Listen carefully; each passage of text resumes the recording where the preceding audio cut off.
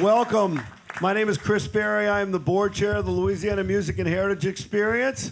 It's wonderful to have you all here to listen and learn and hear about women in the Louisiana Blues story.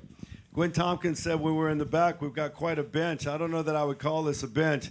I think we could all agree that everybody on the stage or in the chair is first in class in their particular aspect of the music business and profession. And that's what we want to be as Louisiana Music and Heritage Experience. We want to be the best music museum in the world. And in order to do that, it takes a lot of people who are but for that person. You know how when you do anything big, it's like, well, if this hadn't happened or if that hadn't happened, it would never have gotten done. Well, something this big, there are going to be literally over 100 people who fit into that category that we never would have done it unless we had these people. And so I want to recognize a couple of them before we get going really quick. First and foremost, Sonny Schneido in the back, our producer for this symposium. You all probably know Sonny's got a lifetime of a career as the most creative music producer in the city of New Orleans. And he is lending his time and his talent to developing this genre of programming for the museum. We're kind of like incubating it here, if you will, at this period of time. David Cunian, our moderator and director. Both of them have been working quite extensively to get this done. AOS is not only sponsoring this symposium, they're sponsoring the main stage. And so I'm privileged to be part of this group and to be here today to offer this program to you. I turn it over to David. Here's the program, ladies and gentlemen. Thank you. On the keyboards, Mike Lemler. Yeah. On tenor saxophone, Eric Bernhardt. Yeah. Guitar courtesy of John Foll. Yeah. Herlin Riley on the drums. Yeah. The great George Porter Jr. on bass and band leader. Yeah. And sitting here, we have musician, folklorist, author of the Ernie Cato bio, Mr. Ben Sandmel. Also author, Grammy-winning producer, great man about town, Scott Billington. Next to him, Gwen Thompkins, journalist and producer of Music Inside Out, fantastic interviewer. You only need one name, you know, like Cher. So, Irma. Yeah. In the same vein, Marcia. I guess I wanted to start so we can all kind of be on the same level here and figure out what we're really talking about, is to kind of, for all of us up here, to kind of talk about what the blues are, or is, depending on how you want to think about it, and what it means to you, and how you think about it. And maybe, and I know I might be putting some people on the spot, but what might be your favorite blues song? When you think about the blues, what is the song that comes to mind? But I don't know, Ben, start with you. Off the top of my head, I would say Little Milton's Walking the Back Streets and Crying. Okay, why is that? What makes that the blues to you? It's a breakup song. Okay. Hey, no, but it's a great song, and in a broader sense, the blues is just a basic form of human expression, and it's very direct and it's very soulful, and started out in the black community, and it's reached many different people in different cultures around the world, and it's as vibrant today as ever. I know Bobby Rush yesterday was bemoaning the fact that there's more of a white audience than a black audience, and I see his point. I hope that trend can be reversed, but it's a very deeply soulful form of music, and it's the bedrock of so many different styles. Huge in jazz, very influential in country, classical music like Anton Dvorak, etc. Okay, Scott, what does the blues mean to you, and do you have a song? Well, when I was only 14 or 15 years old, my dad passed away, and I started hearing blues music. I went into the village and heard the Butterfield Blues Band. We were living in New Jersey, and pretty soon I was buying records by Muddy Waters and Slim Harpo. There was a guy who owned a record store in Boston named Skippy White, and he sold me a record by Percy Mayfield called My Jug and I. And when I listened to that record, and especially the song River's Invitation, it kind of all came together for me. I mean, the blues itself was sort of a refuge for me. After my dad died, it sort of made things make sense that somebody else had had these kinds of experiences and could transform them into something that was more joyful in a way. But this Percy Mayfield, River's Invitation, with a Ray Charles band backing him up with Ray Charles on piano, and these horns, bum, bum, ba, doodle, doo, da. And Percy Mayfield's very literate, very well put together lyrics, and this very deeply soulful understanding that came with the way that Percy Mayfield delivered them. This wasn't down-home blues. It was jazz musicians playing a blues tune with a singer who had a really good song. And that record really changed my life, and I think manifested itself in so many ways later on in life for me. Mm-hmm. Gwen. Oh, I guess I have two favorite blues songs, actually. One of them is Careless Love, which I just absolutely adore. And, Bessie Smith sang it, and, so many men and women have sung it over the years. And every time I see Don Vappy, I make him sing it. Because he's really good at it, and then also, there's a song that opens Irma Thomas's album After the Rain called In the Middle of It All. And I tell you, as soon as those first chords hit, you were there with her in this song and in that room. And that's really the power of the blues. It's more than just a feeling. It's reporting from within, from your DNA, what it means to live in the moments that you are living. And I think you produced that song, right? Yeah. And you told me that Arthur Alexander wrote it, right? Yeah. Yes, and it is absolutely stunning. And there's something not just in the words and in the pace of the song, but it's also in Miss Irma's voice. And that album was created with, before Hurricane Katrina hit, and but after Hurricane Katrina is when we heard the album, and when the song comes on, you feel as if you have been through that hurricane with her, even though she had not experienced it, at the time of the recording. And so I just love it. And for many years I worked in East Africa for NPR, and in all parts of the world. I mean, terrible things happen in many instances. And I remember being in northern Uganda, where there had been a great series of civil wars for many years, and the people were thrown together in many instances, living right next to people who had inflicted violence on them. They would be right next door neighbors, And I remember asking someone, can you tell me what happened to you, And the person said, I can't tell you what happened, but I can sing you a song about it, And they sang the song, and I just put the whole song in the story, because that's the blues, It's reporting. It is cultural reporting, but it's also deeply psychological reporting. And, and you just know when you need to hear them, and they help you. And for some reason, you look at the people who create that music as if they are ministering to you. So that's my take.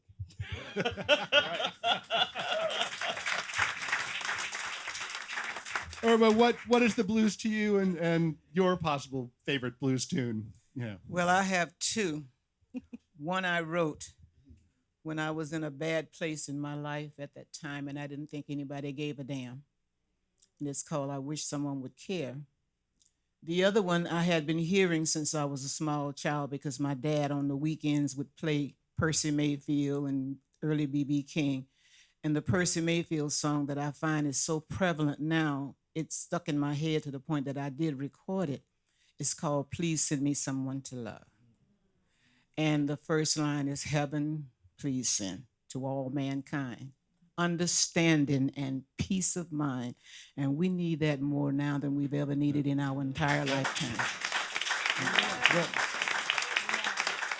And ironically, when I got into the business, I didn't consider myself a blues singer so much as a rhythm and blues singer when I discovered that they both go together no matter what. And so those songs kind of stick out because I can tell you that when I wrote I Wish Someone Would Care, I really needed that someone to care.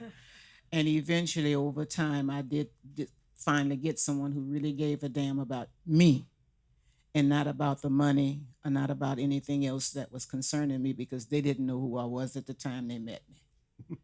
And so I really knew that they really gave a damn about the person more than they did about the personality, because they didn't know who the personality was. I didn't tell them who I was. I just told them my first name. But the blues has represented some very poignant times in my life. Okay. Marcia. Okay, I've got two songs too, and one of them is It's Raining So Hard, which is one of the first songs that I ever heard Irma do at Municipal Auditorium when I was 13 years old.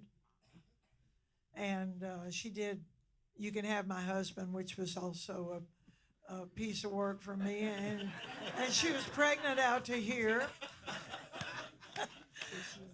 And then later on, when I was pregnant out to here, and I was still performing, and I would stand up from behind the piano, and everybody would go, I thought about you.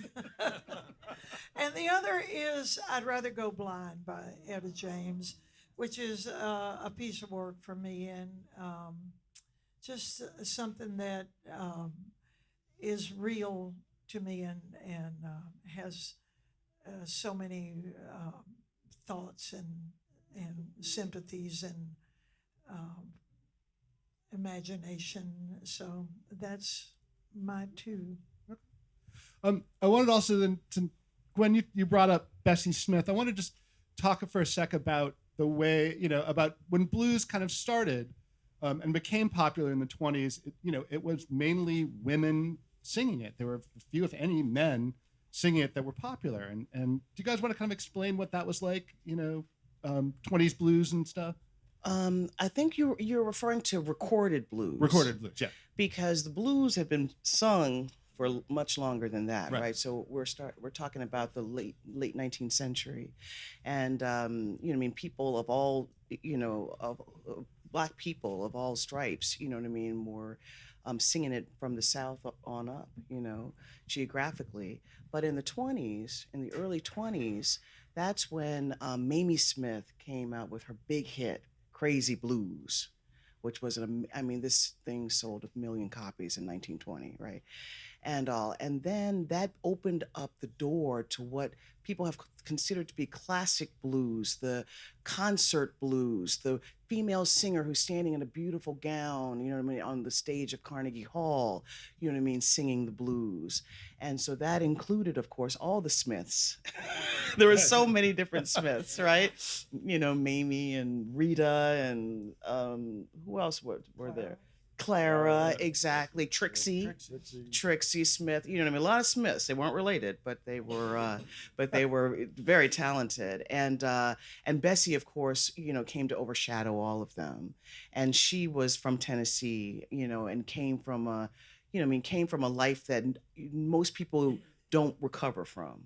An early life, and when she began to sing, this was during a time when you were standing there in these beautiful gowns and all that, but at the same time you were also touring and on the Chitlin circuit, and you're doing tent shows and things like that. So Bessie Smith had a voice that she didn't need a microphone. And so her voice could hit the back seat, the back seat of any crowd, just as strongly as it hit the front seat. And so that's what shook people up, that voice and all. But her career, even though she influenced so many different women, her career was not as long as you would think it would be, And so by the mid 1930s, she was done. She hadn't recorded in years and all that, but we still remember.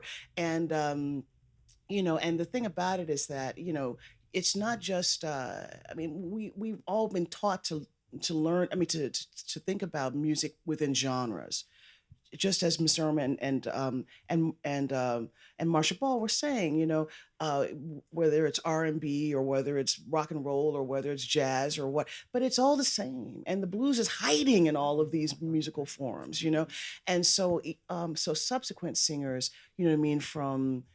from Etta James and Dinah Washington and Aretha and and many others, or Janis Joplin, they're all borrowing, and Mahalia Jackson, of course, all borrowing from Bessie Smith. Ben, you wanted to say Yeah, I something. had a little point, and Miss Irma, I defer to you and your wisdom of whether I'm right or not. So tell me if I'm wrong, please. But just people talking about music sometimes get hung up about categories. Is it blues? Is it R&B? Is it trad? Is it modern? And that's important if you have a record store and you need to know what shelf to put things on. But its music is much more organic than that. And if I were to presume, if someone asked me what's the difference between blues and R&B, and I'm watching you to bust me, okay? But blues often consists of a lot of traditional verses that you find in many songs, whereas R&B might be written by one songwriter at a certain time with the goal of making a hit. Well, it's not so much that who wrote it or the time that it was done. The blues is an expression of feelings, period, whether it's up-tempo, and that's the only difference between rhythm and blues. Blues is a little slower most of the time. And I say most of the time because there's some up-tempo blues that really gets to the heart. The up-tempo part is when, they kind of moved it over into a jazzy feeling, but it's no difference. It's the blues in its title itself, blues. And I tell that to a lot of young people. They say, well, I'm singing the blues. You haven't had the blues yet. When you get the blues, you'll know what blues mean. You will have to sing it. There you go. So, it's more of a feeling as opposed to how it's played musically. So, that's what blues is basically. We can talk about who wrote this or who wrote that. It's what tells people how you are feeling at that time. And back in the 20s, I wasn't around at that time, but I lived among my aunts and uncles and my mom and my dad who had lived through those times. And we were given the blues many times. We had a lot to sing about many times. And that was the only way we could express our feelings was through the blues. Well, thank you for that. Yeah. Scott, you wanted to say you had something. I had one little funny thing to say. Danny Barker, who was a great New Orleans musician and storyteller, would often say, yeah, if you're a woman and you could sing and your name was Smith, then you were going to have a hit record if you were back in the 20s. But, something I've come to appreciate more and more over the years is that blues is primarily vocal music to me now. I mean, there's lots of fancy guitar players and instrumentalists in the blues, but if you refer back to those early women singers, they were storytellers. They were making you feel the story and the emotion behind the story when they sang, and that's why they were so powerful. And if you take that on up to more modern times through Miss Irma or through the popular singers on what they would call the Chitlin circuit, Bobby Blue Bland or Little Milton, it's all about that vocal and telling that story. And I think that's as true today as it ever was. It's a very powerful position for somebody to have as a singer who can actually do that and make people feel that story, not just know the story, but actually feel it in their bones. Go Well, ahead. I was just going to add, to what you were saying, Scott. You know how there's that cliche, music is 3 chords in the truth, right? Yeah. And but the blues is like when you can't afford the chords. You just can still open your mouth and sing them, Well, you saying that it's a vocal music and stories will lead us very well into our first song. This one is called "A Good Man Is Hard to Find." Yolanda Robinson. That's true.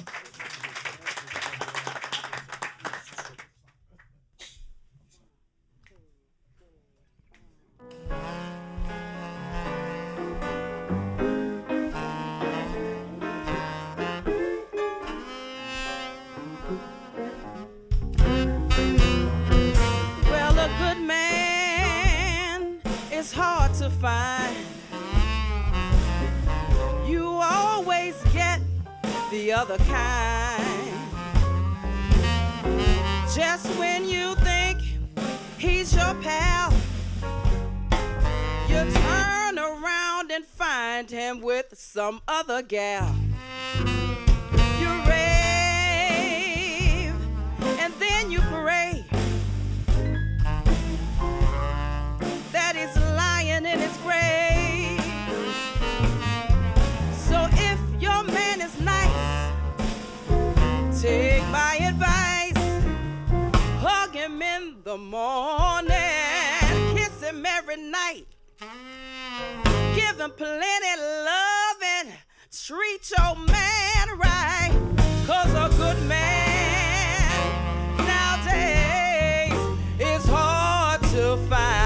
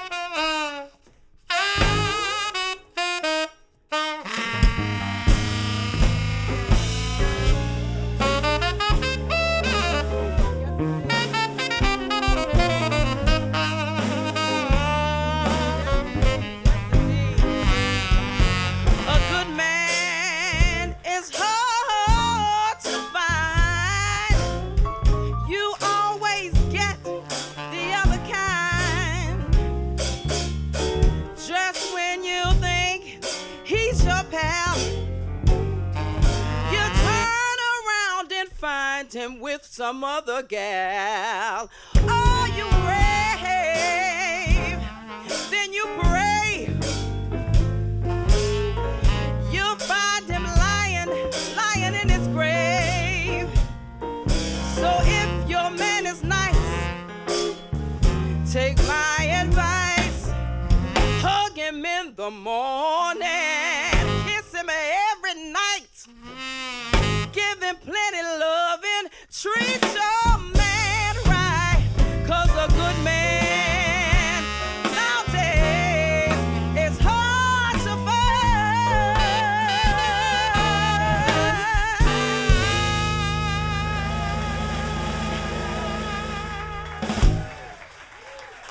Yolanda Robinson, y'all. Thank you. Thank you very much. I guess we will move on a minute because as blues evolved and as time went on, blues changed a little bit. And women, of course, continued singing it and playing it. What I want to ask now to all of us, and Marcia, we're going to you talking. What do and did women bring to the blues, and what did they bring to it that possibly men did not? Well, There's a lot to go on with that. We know.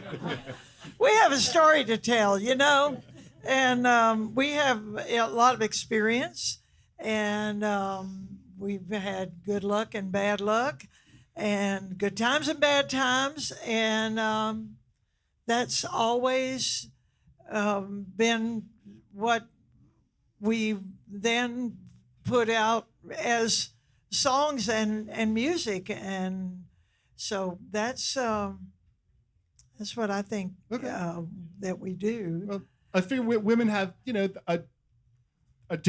possibly a different perspective on the trials and tribulations of life that go into the blues.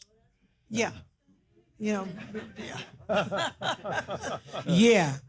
we do.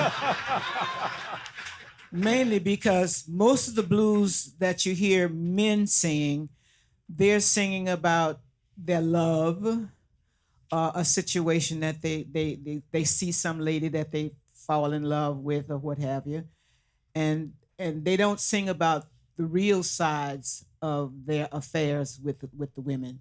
So we as women have to tell the real stories about how we're being treated by those who are singing a totally different story. That was very diplomatically said. Good. Ben, go ahead. Well, and a lot of the lyrics in blues songs sung by men are very misogynistic, sometimes violent, and that needs to be pointed out. Say it, it got you beat up? Well, there. Okay, that proves the point. Yes, sir. That was just all. Okay. Gwen or Scott, any ideas on such things? Well, I think that, I think that in history, men have very rarely been allowed to show parts of their personalities and parts of their own vulnerabilities in song as easily, not easily, but women have been allowed to do that. And so it's not a competition between the genders, but women oftentimes can convey the subtleties of emotion in ways that men have often been made to feel insecure about. And all. And so I think that, I mean, obviously, when you hear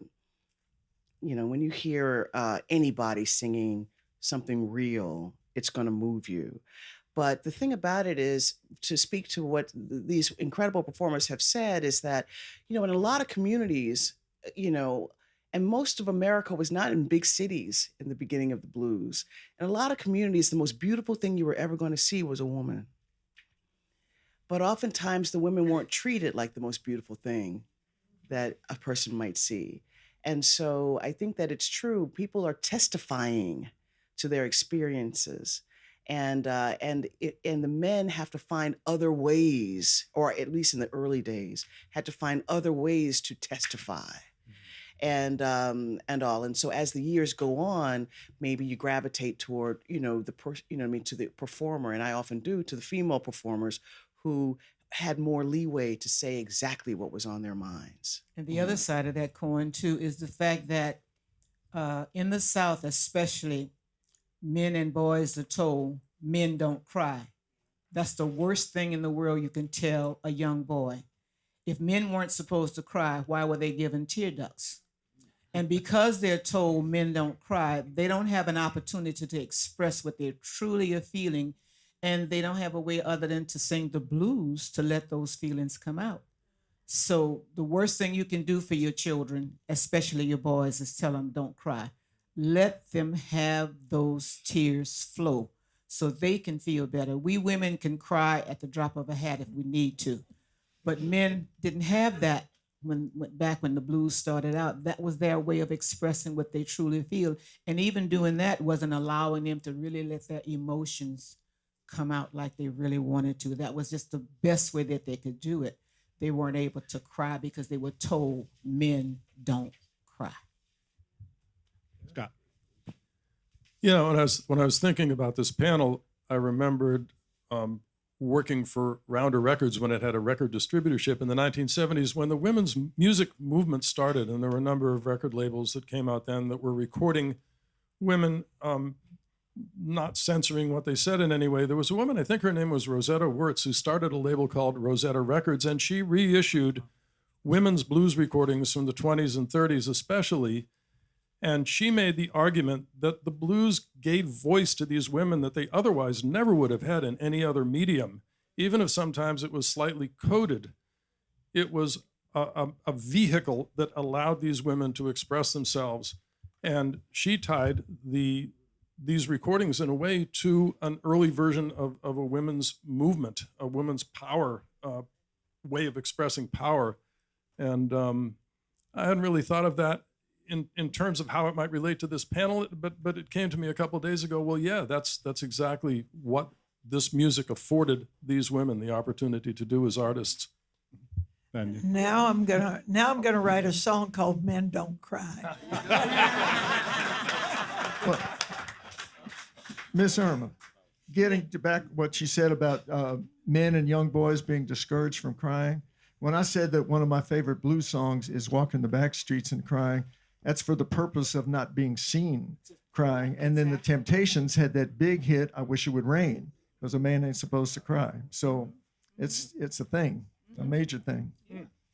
And I guess let's get a little deeper into what might women in Louisiana, from Louisiana, bring to the blues that other places don't have. What about the Louisiana experience, for lack of a better term, might give the blues here for women a different kind of taste or flavor, or what do women from Louisiana bring to it?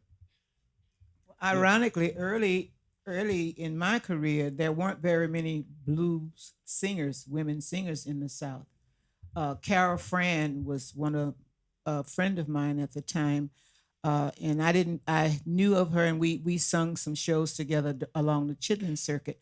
She was one hell of a blues singer, and she stood in for me when I came back from England, and I had lost my voice. And so rather than canceling the jobs, I had asked her, would she sing, in place of my not being able to sing.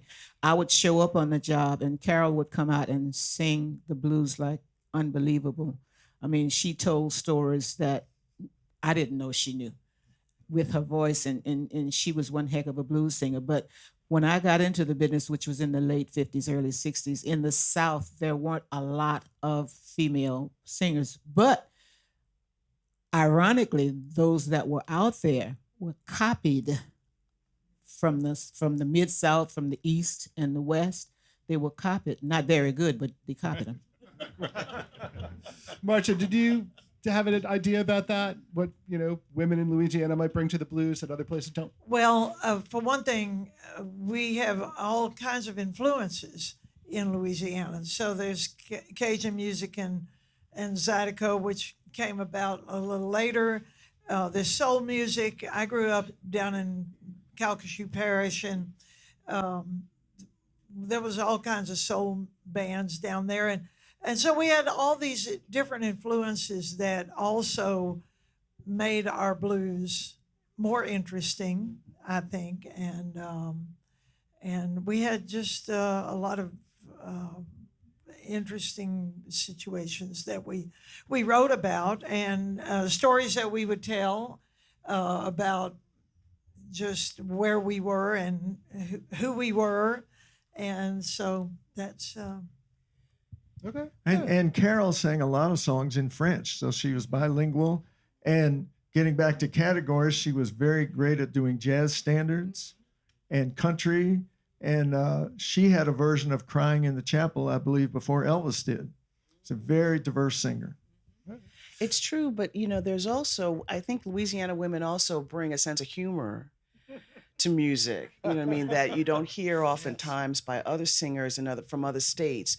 There's something about the Louisiana woman, and I'm just about to break into song, Louisiana woman, Mississippi man, we go together every time you can. All right, but there's something about the Louisiana woman that is, they were good.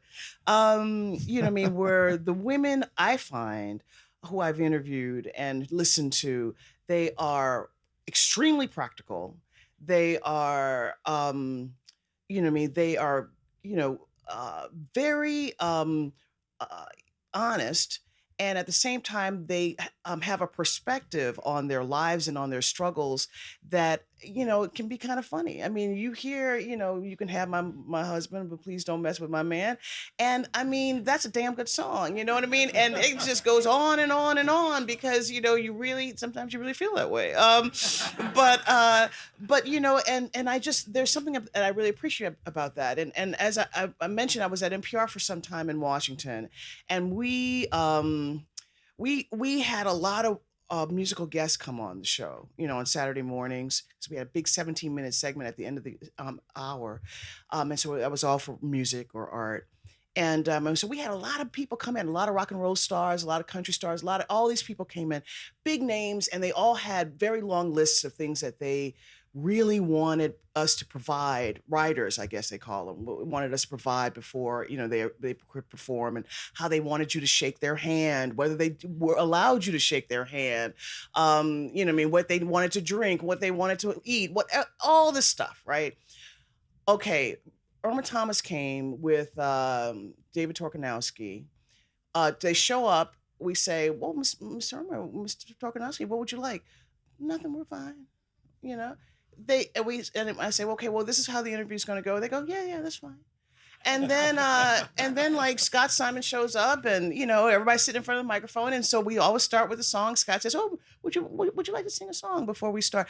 And so she's like, "Yeah, I'll sing a song." And man, I mean, she blew everybody away. No muss, no fuss. That's the Louisiana woman. No muss, no fuss, but delivers in the end better than anybody you can possibly ask. You see, and that is really where I see the difference. Do you have something? Well, I think that that point about all of the different musical influences in New Orleans, if you really think about New Orleans, it's not a blues town. There's blues in Mississippi, there's blues in Memphis, there's blues in Texas. And you could say, yeah, that's really blues. Now, blues is a part of all of this music in New Orleans. But if you think of the music that Marcia Ball or Irma Thomas have played over the years, or any of these musicians on stage, they might be doing a jazz gig, a modern jazz gig tonight, a trad jazz gig tomorrow. They're going to play an R&B date. They're going to play a blues date, and they play all of it with equal feeling and authority. And I think that's something that pertains to New Orleans music in general. And so many musicians here will tune their set to who the audience is. And it's about connecting with the audience. It's not about being the musician and being up on the pedestal, like Gwen said. It's about making that connection with the audience and drawing on all of these different musical influences. You've got this giant palette to draw from, and you tailor it to the situation. Okay. That's true. If, I'll give you another example. Like, I don't know if you remember, the wonderful singer Adele. I love her, right? She's just fabulous, right? And so she started a Las Vegas stand, for some time promoting her album. And then she very tearfully announced that she would not be able to begin the show on time because her set had not arrived. And I remember reading that and thinking, what?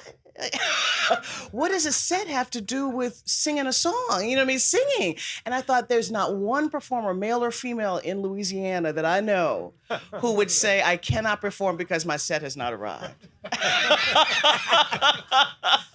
Well, that's ready. I think the reason is in Louisiana, when you go to audition in Louisiana, there aren't any musicians around. You audition a cappella.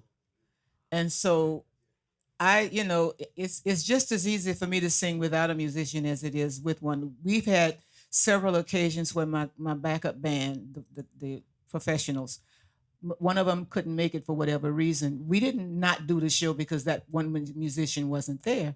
The show went on. And I get fussed at a lot because I don't have a set list. I still won't have a set list. So when they ask me for a set list, I write down a bunch of songs and I give it to them. And when I get through performing, they say, well, you didn't do these. I say, you needed the set list. I don't work from a set list.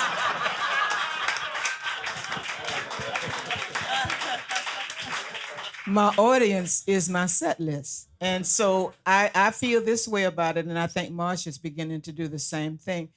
I have my cheat iPad because I've been in this business over 66 years, so that accounts for that. But when a person has spent the money that they have to spend to go see a show nowadays, whether it's blues or whatever the occupation of the artist is, and they don't hear their favorite song, they're pissed. So I don't have a set list. I have something I'll open up the show with, and when people holler out what they want to hear, that's what they're going to hear. And I think you leave the blues set, the show, much more happier if you hear your favorite song as opposed to what I want to do. And I'm honest enough with you to tell you, look, I don't know that song, but I can do something close to it. Or if I know it, I'll say I'll sing what I know, and we'll fake the rest of it.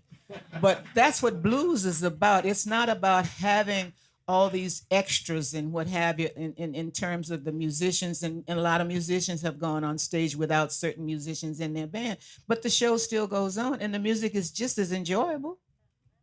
So it's the same thing with Southern singers. You won't find too many Southern singers, especially women or men, that will not do a show because a certain musician isn't there, or they don't have a certain situation in their rider that they had. And I have a rider, and half the time I don't look at it myself.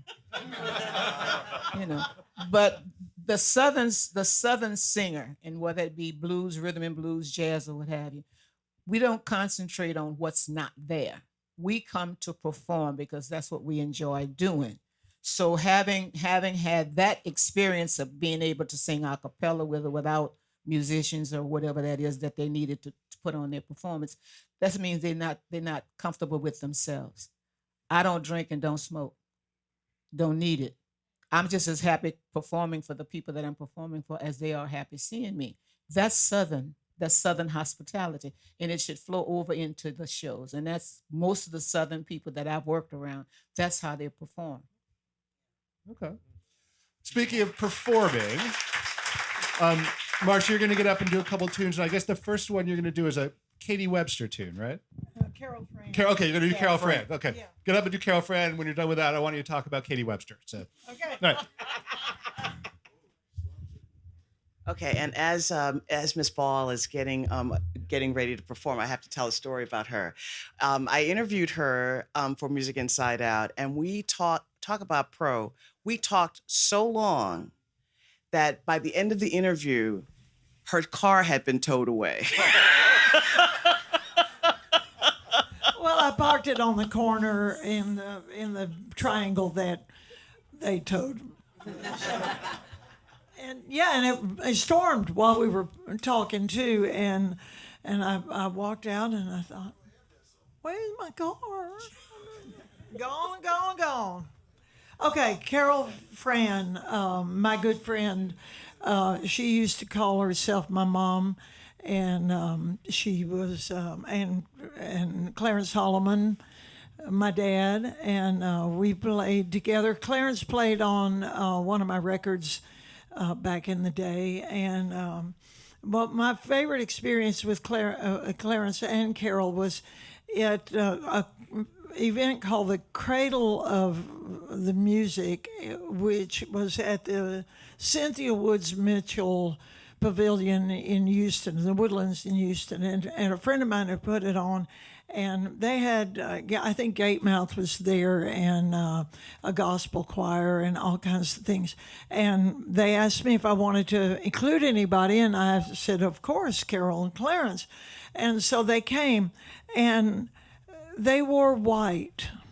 And, I was wearing probably black, and everybody was wearing black. And they wore white, and that was the only thing you could see from the stage. She had on a shirred little dress with rhinestones down the middle, and he had on a three-piece, double-breasted white suit, and you could only see them on the stage. I thought, I learned that lesson.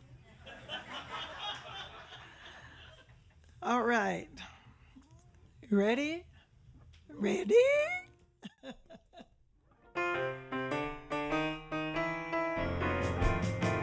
Emily, don't you remember me? Oh, Emily, darling, you remember me. I'm your little girl that you met the other night, and you told me everything was all right.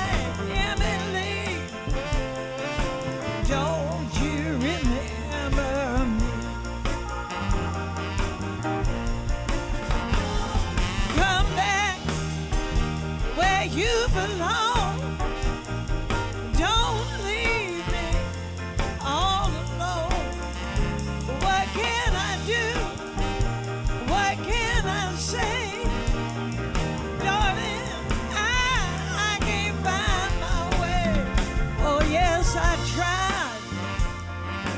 keep you satisfied, 'cause I wanted you. I want you by my side, Emily. Oh, Emily, now that you're gone and left me all alone, I got nobody to call my very own, Emily. Don't you remember?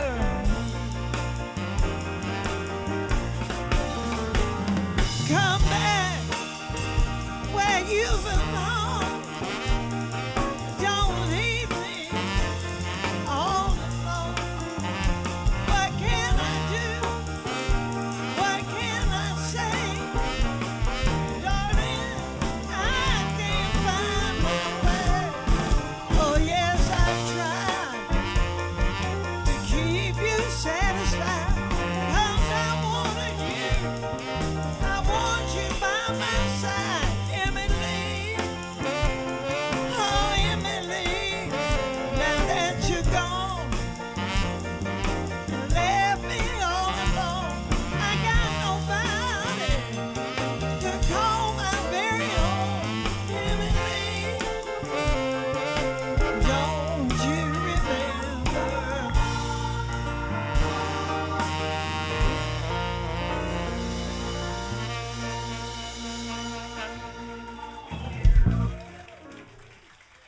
That was her first song. That was her first recording. Carol's first recording. You're also going to do, as I was saying, Katie Webster. Yeah, Katie Webster's song. Did you know Katie Webster? Yes, but I didn't meet her until she came into to New Orleans in maybe the 70s or in the 80s. Ice Cube Slim brought her because she had played with Otis Redding for several years, and she was in Lafayette and pregnant when his plane crashed in Madison, Wisconsin, and so she retired, pretty much retired at that time, and went to California and took care of her parents who had already moved out there. And so I didn't ever know her, and she had lived in Lake Charles and been around Lake Charles. I mean, it was that close to me, but I didn't really know her. So I finally got to meet her, and yeah. Mm-hmm. Did any of y'all know Katie Webster, come across her or anything? Yeah. I interviewed her once. Okay. And she was a very in-demand session piano player for labels such as Gold Band and maybe also... In cello. She played with in cello. And she played with, she did hundreds of records, is what I've been reading about. Right. Slim Harpo, Lazy Lester, Lightning Slim, and Clifton Chenier. And a lot of the stuff in Crowley, and I think she did stuff for Eddie Schuler in Gold Band too. Yeah. The man who had zip codes 20 years before anybody else. Oh, and she also played on Phil Phillips' Sea of Love. Yeah, Sea of Love. Sea of Love. Right. Clarence Garlow's Bon Temps Roulette. I think that's her too. So, the first song to use the words Clarence Bon Temps Garlow. the first song to use the word Zydeco, stand alone, as a phrase to describe music. Wow. Little factoid for you there, man. Good to know. Good to know. Did you think about all those Clarences that have nicknames? I mean, everybody. Clarence Bon Temps Garlow, Clarence Gatemouth Brown, Clarence Frogman Henry. I mean, what's the deal there? No Clarences around. Right. Okay. Let me think about this for a minute. Okay, ready?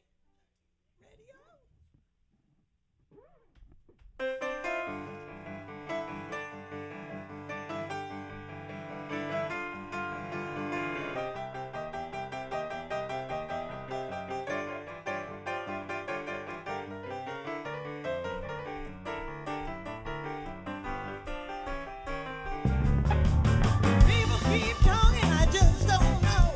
Somebody said you gotta reap what you sow.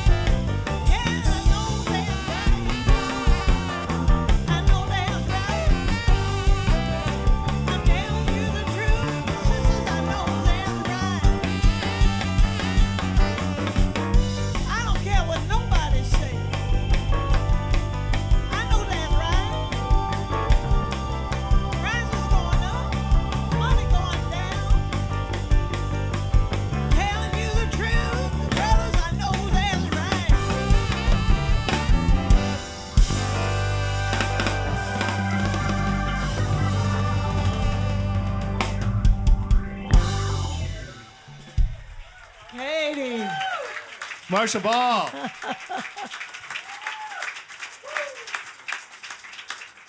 Well, you're going to do one of your own tunes next, but I wanted to ask you, when you were coming up, were there any, you've talked about some of the folks, but who else did you listen to or hear that like works their way into your music?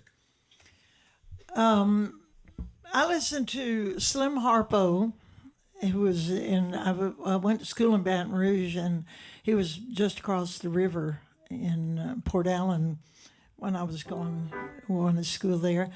Lazy Lester, I love Lazy Lester. Barbara George, I know you don't love me no more. And Barbara Lynn, and of course, Irma. Yeah, Tracy Nelson. Gosh. That's a good list. Yeah. That's a good list. There's more, but... Ben, did you want? Yeah, and Barbara Lynn was also someone who combined Zydeco into her repertoire. And if you go downstairs, there's a poster of a Barbara Lynn gig co-billed with Furnace Arsenault and the Thunders in Lafayette. So it's all in the gumbo. Not to use the dreaded gumbo metaphor, but did you just use the G word? The G word, the dreaded gumbo metaphor. I'm sorry, cancel my check. Oh wow! I'm walking away in shame. I'm sorry, man. All right, here, go ahead, and if you would like, please, love to have you do one more. All right. I'm going to do a song that I wrote called That's Enough of That Stuff. And I used to imagine that I would do a video of that song with people gathering at a house in New Orleans and at a funeral. And there would be a saxophone player in the casket, and I'd be talking about, I'd be describing everything about what was going on, and then on the solo, the sax player would rise up, start playing, climb out of the casket, and lead everybody down to Tipitina's.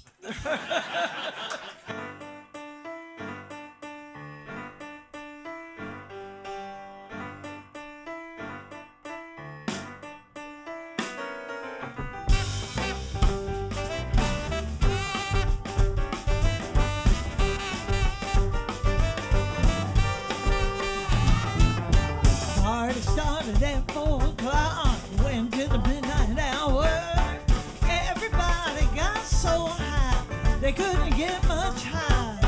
The landlord come at 6 and 10. Said last time I told you, 12 o'clock, I'm calling the cop and this party better be over. That's enough of that stuff. We're gonna tear the whole place up. We got a little too little and a lot too much. Woo, that's enough of that stuff. We had Fast out playing on the jukebox, Fats on the radio, Toots on the piano, the Neville Brothers singing I Go, Queenie and the kids and Dr. John in the hall. Everybody having a ball. Irma and Smiley, Shirley and Lee. Ain't nobody telling me that that's enough of that stuff. We're gonna tear the whole place up. We got a little too little and a lot too much. Woo, that's enough of that.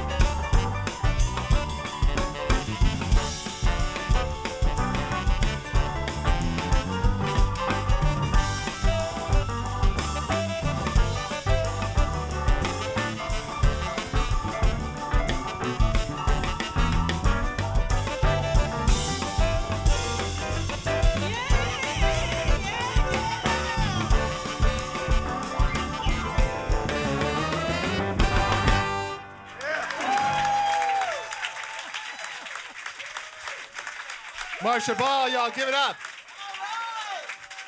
Loud and funky, y'all. All right.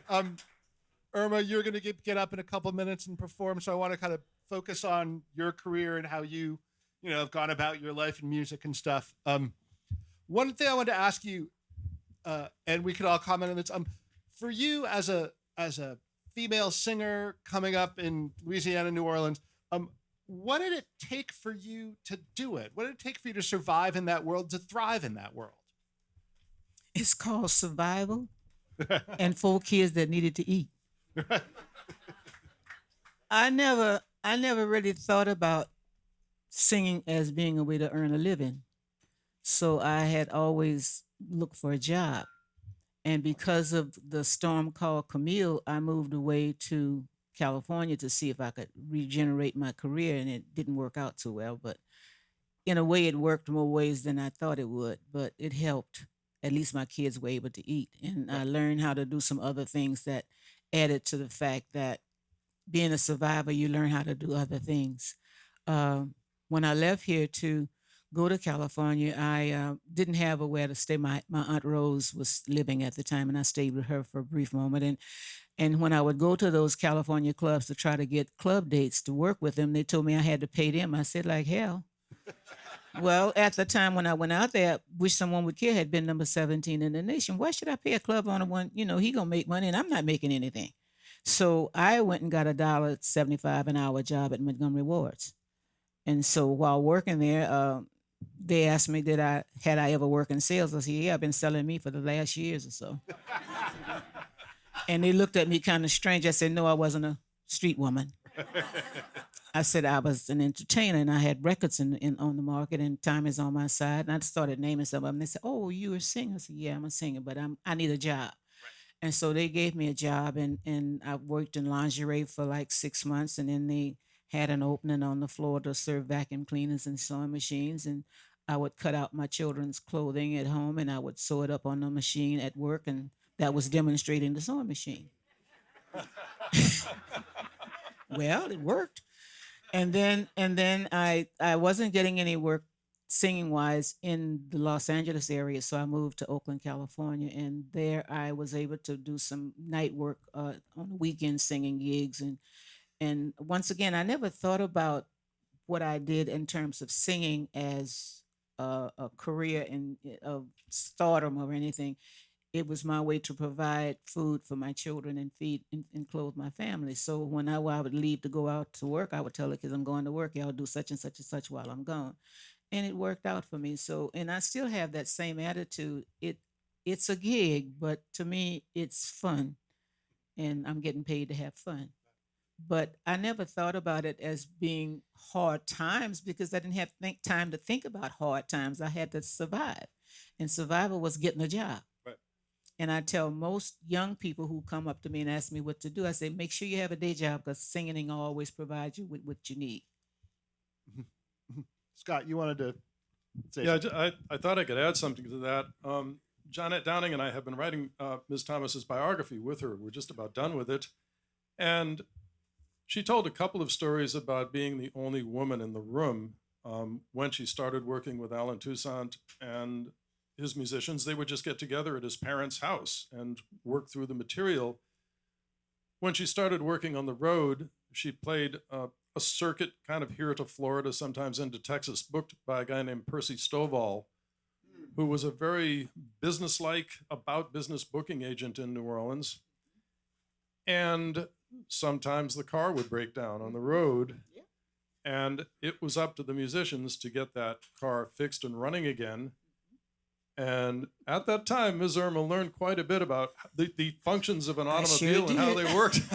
So when she got to California, after her job selling lingerie, I think there was some sort of federal act in the mid-'60s that enabled women to apply for jobs that men had formerly only occupied. So she applied for a job selling engines in the automotive department. I sold 5 engines my first week, and none of them was returned.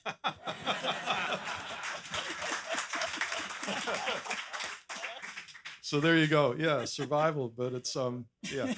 Well, when you have a family, and at that time, I was a single parent, and when you have a family, you don't have time to worry about what you don't have. It's how you get what you need, and those were my survival skills. And when they I was the only woman who really volunteered to work in the automotive department, but I was smart enough to talk to the manager, who was the manager of the automotive department. I said, look, I said, I know something about cars. I said, but when you sell an engine, what other things should be sold with it? And so he explained to me that when you buy a rebuilt engine, make sure that you tell the customer that they need to get new spark plugs and all that kind of stuff, and get the carburetor rebuilt and all that kind of stuff. And I sold 5 engines the first week, and not one of them was returned because I was smart enough to get some more information about it. But I never had time to think about hard times, and even though they may have been, as far as anyone looking at my life, I didn't have time to think about that. I had kids to feed and put clothes on their backs, so it was, a job. Go ahead. May I ask a question? To both of you, because you're both in the position of having been not just the singer in the band, you're leading the band. It's your band. Oftentimes, it's your band, Miss Marcia, and all. And so you're really carrying on a tradition from involving Louisiana women, beginning with Nellie Lutcher. You know what I mean? So many years ago. He's got a fine brown frame. I love him. Her. Well, I love him too, and I love her. So can you talk a little bit about that? The particular challenges that women in the years in which you were beginning were experiencing in terms of running a band? Well, in my beginning, I worked with bands that were already formed. I didn't really get my own band until I moved back to New Orleans. And we tried, and I'm saying we because at the time I had met my now husband. We tried working with bands that was already formed. And a lot of times when we really needed them, somebody in the band would have an attitude and they didn't want to work, or they didn't want to go out of town, or whatever the situation may be. So my husband, which is Emil Jackson, he decided that we were going to form our own band. And fortunately, over the years, we've had pretty much the same musicians who've been with us over 40 years. Some of them, and one of them that had, yeah. One of them who has since passed, his 2 of his sons are now school directors for bands, and that was Wilbert Widow. And recently, in the last couple of years, I lost another one who had been with me for like 20 years, and that was Warner Williams. So I've been blessed when it comes to musicians, because I treat musicians like they're people and not a product. And they've been with me, for most of them have been with me for over 25 years. And the older ones have been with me for 40 years. So I've been blessed. And I don't consider myself the band leader. My husband is the band leader. I just happen to, because he'll criticize me just like he criticized the musicians. You didn't do this, or you should have done that. And I said, fine, okay. Work with that, but I don't consider myself the band leader. He pretty much put the band together, and he had some guys that he knew that recommended certain musicians, and some of the musicians in the band recommended other musicians, and those that they recommended happened to stay with us for a long time. Now, Marcia might be a different story. I'm a different story.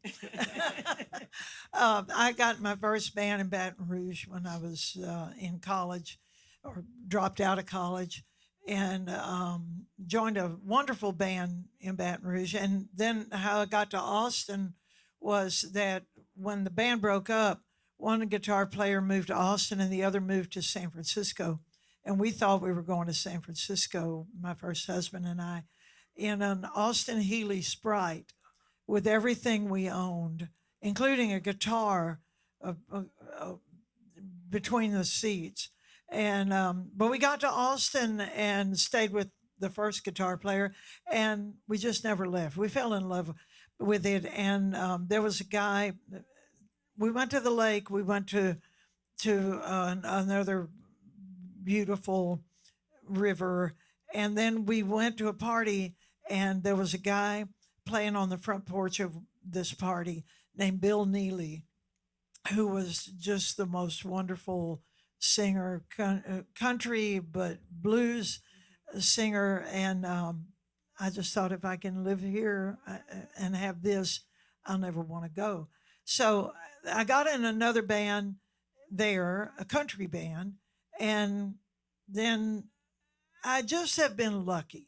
I've just been really lucky all the way along to just get in, hire the next band. I was pregnant when that band broke up, that first band, and I didn't tell them. I didn't tell, because who's going to join a band with a pregnant chick? Right. You know, and I couldn't figure out whether to join a band, start a band, or just go out and get a job. And I decided that starting a band would be the thing. But I've just been very lucky all the way along. And I've had one bass player for 40 years, and Don Bennett. And yeah, just, and Don would say, they'd say, "What's it like working for a chick?" And he'd say, "That's not a chick, that's my boss." There you go. And I've really started and run every band with a lot of help from a lot of musicians. Ben, you want to Yeah, start? I had a real quick comment. This is about you, my dear. We've been good friends for 40 plus years, and many times I came to Austin and stayed at your house, and you were playing gigs till late, late, late. And I always admired, because you were up first thing in the morning, making breakfast for the kids, getting them off to school. People think that musicians work all night and sleep all day, but not you. And I admire that. Well, besides managing a band, you're managing a while family. he's talking about Marcia. You know, it's always good to have someone that you don't know really well until you need something. And when Katrina hit, the band and I was in Austin, Texas. We had left to go to Texas, and only one of them drove up their car, and the rest of us had flown into Texas. And while we were there playing at Anton's, the storm hit. And then after the storm is when the flood came. And this lady, I call her my sister now, she took her time and she went around and she gathered up what she thought we needed, and she found hotel rooms and I guess apartments for all the musicians who decided to stay in Austin, because we were there for a week, almost 2 weeks, before we were able to get back into Louisiana. And so finally we were able to fly out of Austin to Alexandria, Louisiana. And then one of Emil's cousins came up from Gonzales, Louisiana, and drove us back down. But this young lady took her time to make sure that those who stayed behind, not just the guys in my band, but other members of other bands who happened to be working in that area, she found places for them to live. She also helped one of the guys' wives find a job. And she just stepped out on it and did it like it was no biggie. You know, so every time I get an opportunity to tell her thank you, I will always say thank you because she was that kind of a sister. Oh, David. She also found me a home too, a house to stay in when I was in Austin. You know, I still talk to those ladies every now and then.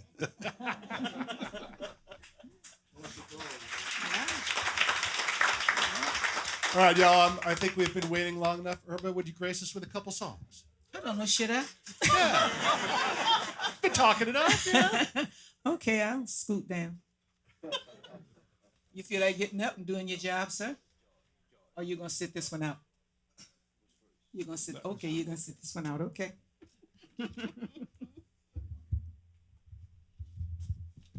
Oh, you got permission, huh? Okay.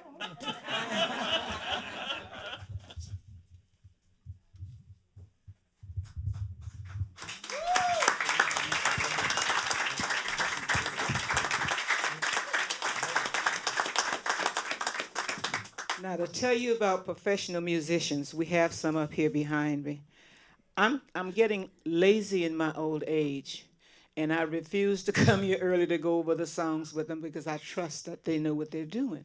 And I don't have a problem with what they're going to do. They're going to play 2 songs behind me, and I know it's going to be right because they're going to do it right.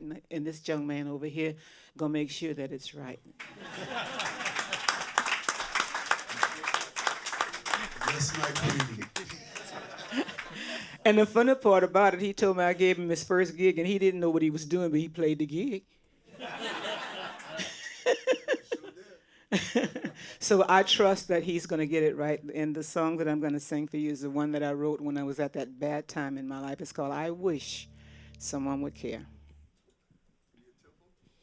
It's slow.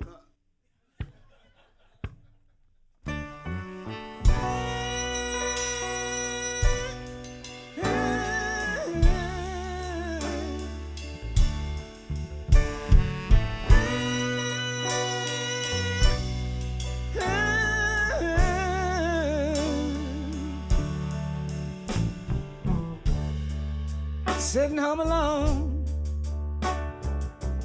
thinking about my past, wondering how I made it and how long it's gonna last. Success has come to lots of them, failure's always there. Time waits for no one. And I wish someone would care.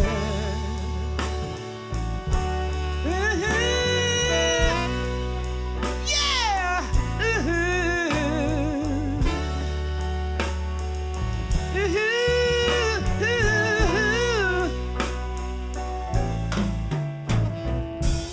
Some folks think you're happy when you wear your smile. But what about your tribulations and all of the trials? Smiles hide lots of things. The good, the bad, the hurt, all of this goes too. And I wish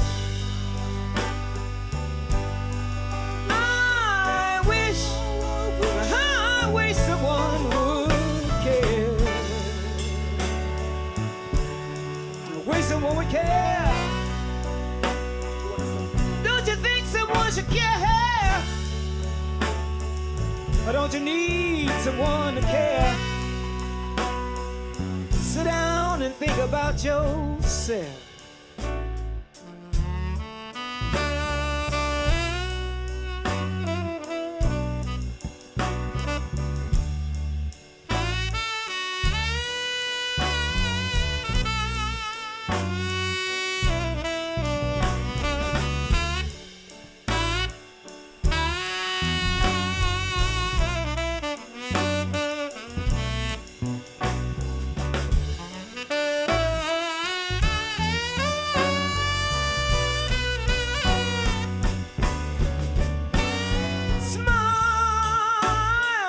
Smiles had lots of things.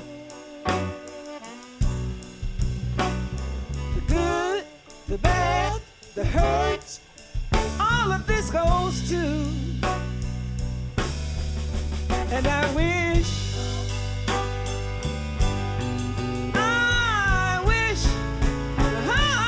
someone would care. I wish someone would care. Care. Why don't you need someone to care? Sit down and think about yourself.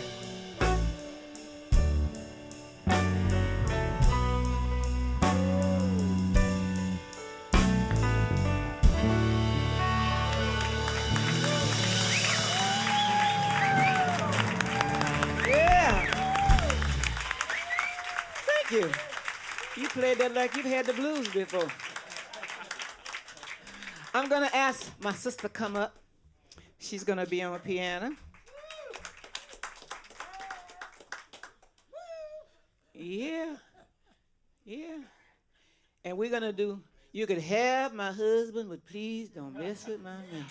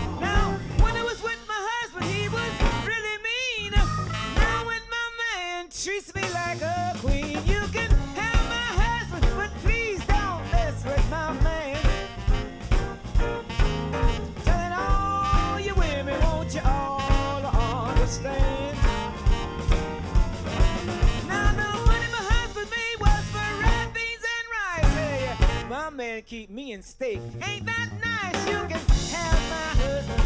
Please don't mess with my man.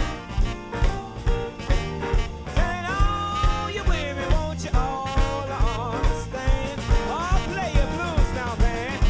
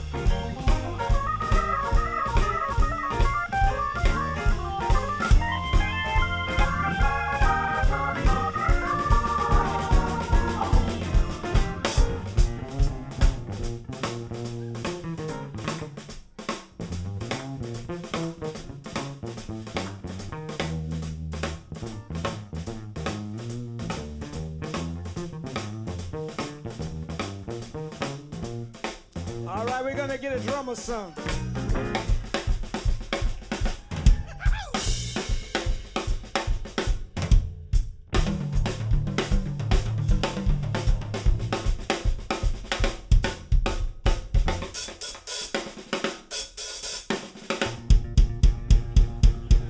Now the money behind for me was for red beans and rice. Hey, my man keep me in state. Ain't that nice? You can have my husband. Please don't mess with my man. Then all you women, won't you all understand? Yeah. Yeah, yeah, yeah. Yeah, yeah, yeah. Yeah, yeah, yeah. Yeah, yeah, yeah.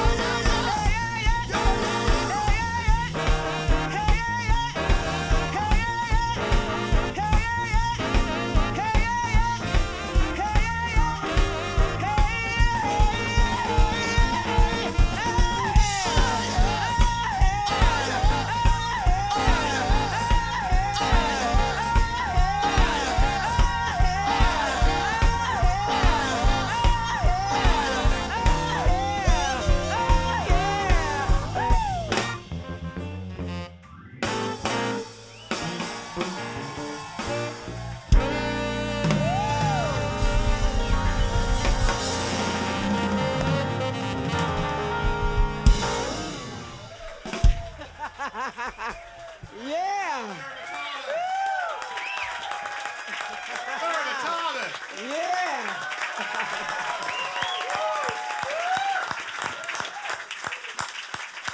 Thank you so very much. Again, Irma Thomas, y'all. We want to thank you all for coming to this symposium. Thank you very much, Irma, on behalf of all of us for what you're doing for us.